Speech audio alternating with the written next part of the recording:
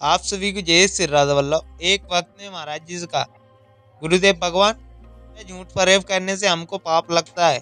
फिर महाराज जी ने बहुत ही प्यार से एक कहानी सुनाते हुए उसको जवाब दिया। एक बार एक राजा ने अपने राज्य के सबसे कुशल कारीगर को महल में बुलाया। राजा कारीगर की कला से बहुत प्रभावित था।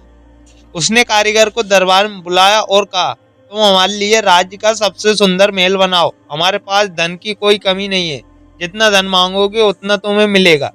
कारीगर कुशल तो था, लेकिन उसे अपनी कला पर घमंड आ चुका था। सब जगह से अपनी प्रशंसा तारीफ सुनकर मन में कमजोरी और आलस की प्रभावित हो चुकी थी।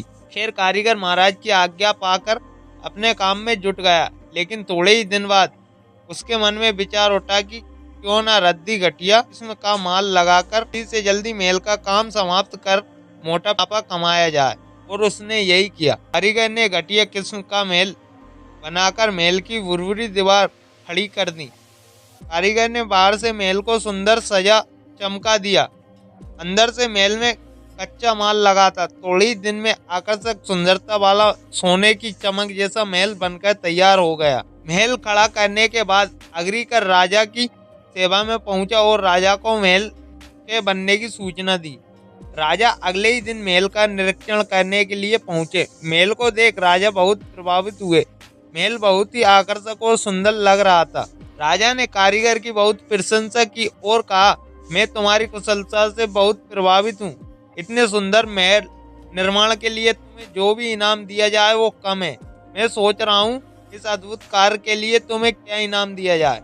फिर थोड़ा सोच विचार कर महाराज मुस्कुराए और बोले, लो, तुम्हें यही महल में पुरस्कार में देता हूँ। महाराज की बात सुनकर कारीगर हतप्रभ रह गया।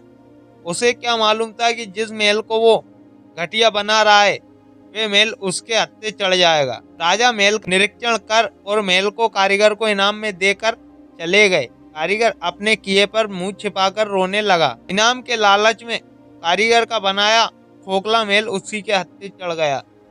तो इसका मतलब यही है, झूठ फरेब से हम पाप के भागीदारी नहीं बनते, लेकिन वही झूठ फरेब हमारे साथ हो जाता है। अगर आपको महाराज जी की कई बात पसंद आई हो तो हमारे वीडियो को लाइक करके चैनल को सब्सक्राइब जरूर कर देना।